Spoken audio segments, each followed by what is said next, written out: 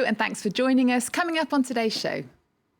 Je ne veux pas travailler, je ne veux pas déjeuner. They're an American band that wrote one of the world's best-known French-language songs. In their gently charming way, they represent an alternative America, singing in more than 20 languages and travelling the world, collaborating with multinational artists.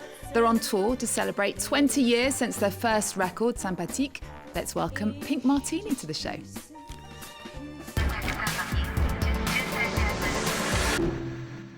China Forbes and Thomas Lauderdale, welcome to the show. Thank you. Congratulations. 20 years in the music business, but also 20 years working together. That's an amazing achievement. It is. It is. We met in college, so we've been collaborating since even like 30 years ago. 30 years ago. Well, I want to take you on a musical journey. I want to play you various bits of music, and you can tell us how it's related to Pink Martini's story. First up.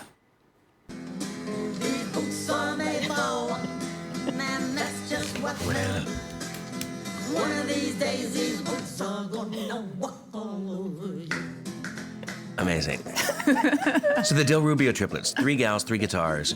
I saw them on Pee Wee Herman's Christmas special, and I was simultaneously working in politics. I thought at the time that I was going to try to become mayor of Portland, but in 1994 there was an attempt to amend the Oregon Constitution to declare homosexuality illegal in the state of Oregon.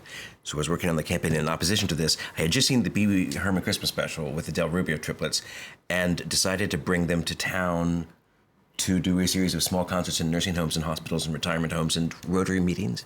And at the end of the week, we had a big community-wide concert, and I needed an opening act, so I threw on a cocktail dress, and I started Pink Martini. That's how it started. 24 years. And why did you throw on the cocktail dress? I always wanted to ask you that. Just to make it more fun? It was more festive. It was like totally absurd, Festive. Very festive. And Thomas, you've always been politically engaged. Yeah. I was reading some very old articles from The Guardian in 2005, and you kind of apologised about George Bush at the time and his isolated America. Oh my God! Right, and now it's so crazy because I missed the George Bush years. I missed George Bush. Oh my goodness! Isn't that a horrible thing? I mean, it's such a. I mean, it's such a dismal scene in America now, and out of control. Well, let's move on to our next clip. All right. Tell us how this is linked to Pink Martini's story.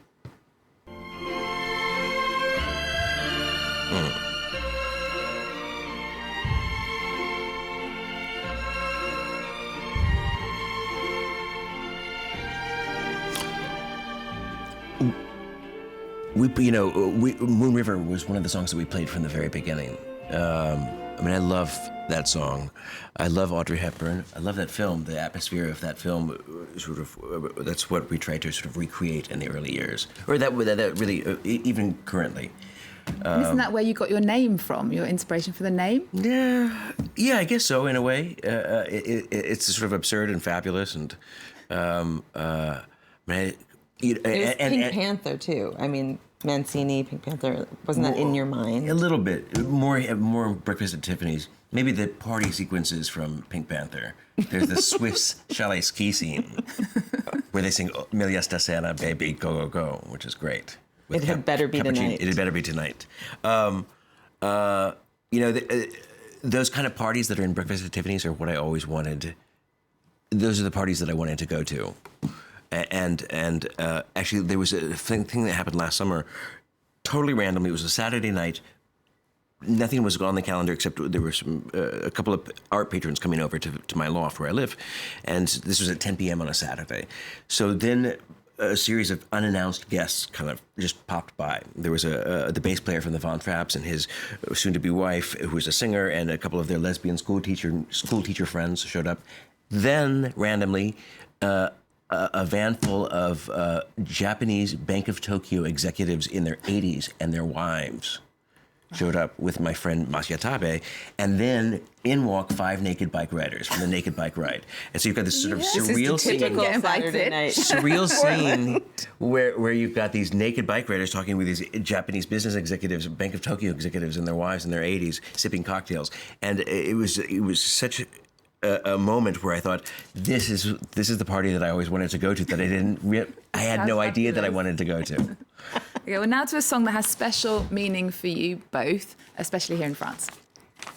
Je ne veux pas travailler, je ne veux pas déjeuner, je veux seulement t'oublier, et puis je... Now, Sympathique was nominated for the Song of the Year here in France in 1997 at the Victoire de la Musique. When you wrote it, I don't think you'd ever performed outside of Portland, Right. Let alone imagine that one day you'd be coming to Europe, performing in France and being so loved here. I mean, tell us about the significance of that song for you. Well, it's an amazing thing that this song happened this way. I was playing Thomas's piano, and I was writing a melody, and he was like, "What is that?" And it's always good when he's there when I'm coming up with ideas, because I might have just moved on to something else, but he was catching this idea and said, "That sounds French, that melody."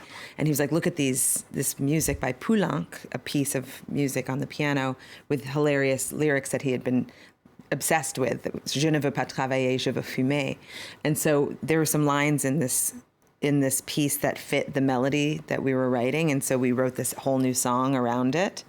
And just never, I mean, we hadn't even recorded our first album yet, and we ended up naming the first album Sympathique after the song, and then it kind of took off like crazy in France. And it's amazing because no matter where I go, if I meet a French person, they always know that song, which is the best feeling. Everybody knows it. I actually thought it was, at the very beginning, by a French band. Well, Pink Martini's last album has a French title, Je dis oui. It's based on the songs you wrote for the French film Souvenir, starring Isabelle Huppert.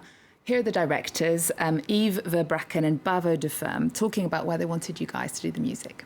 Qu'est-ce qui est arrivé? Quel petit chien? Pourquoi ça t'intéresse tant?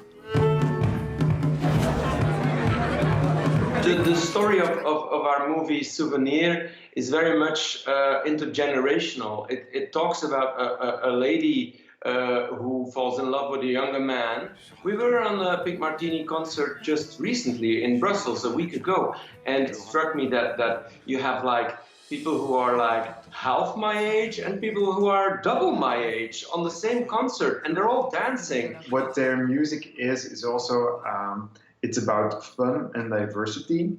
I think that what the influences they have show that they are open to the world, and that's something that really appealed to us. I've never seen that. I've never seen those clips. Wow. What was it like having Isabelle Huppert sing your songs? Well, you know, I mean, I mean, she's so incredible. She was at her show last night. She came to our show at the where were we? Grand Rex. Yeah. I mean, it's surreal to have such a celebrated star sing. Was she good? Did you think she was good? Is she a good singer? Yeah, and not only that, but I think hopefully we're going to get to write a song with her for a future album. Oh, excellent. Well, as you were saying, you're on this huge anniversary tour. You had a gig in Paris last night at the Grand Rex.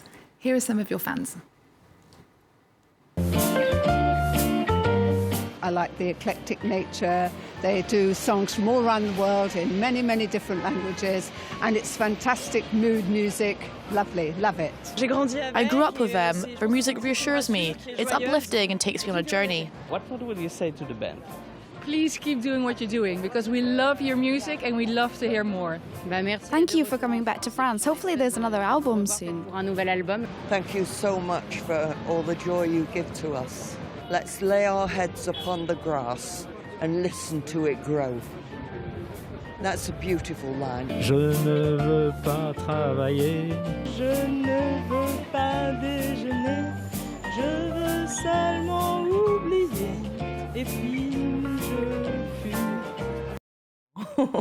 That's sweet. What lovely fans you guys Yes. have got. How do the fans differ from country to country, or don't they?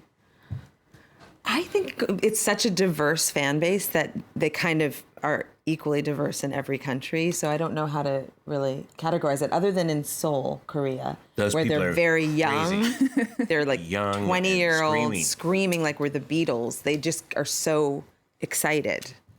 And, it's amazing. You're performing all around France this week before heading off to Switzerland. But we're going to end the show now with one of your cultural picks. It's nothing to do with music. And what have you chosen? Well, I chose Isle of Dogs, which is the new movie by Wes Anderson, and it's stop motion animation, and it's incredible. It's a feast for the eyes. A beautiful movie. It's called Isle of Dogs. Tell us a bit more about it. It takes place in Japan, and it's about dogs that are exiled to an island of trash, and this boy that he's flying a plane, and he crashes there, and he has a story there, and then there's this American girl who comes in and sort of saves the day, which is the controversial part about the film, I guess, is that the American saves the day. But the dogs are voiced by Bill Murray and I think Jeff Goldblum and all sorts of amazing actors. Okay, well, we're going to leave you with Isle of Dogs and by Wes Anderson. Thank you so much, guys, for coming in and speaking to us here on France 24. Remember our website. We're also on Twitter and Facebook. There's more news coming up on France 24 after this. I don't think I can stomach any more of this garbage. Exactly. Same here. Words out of my mouth. Nobody's giving up around here, and don't you forget it, ever. You're Rex. You're King. You're Duke. You're Boss. I'm Chief. We're a pack of scary, indestructible alpha dogs. Atari Kobayashi, you heroically hijacked a junior turboprop XJ750 and flew it to the island because of your dog. Darn it. I've got a crush on you.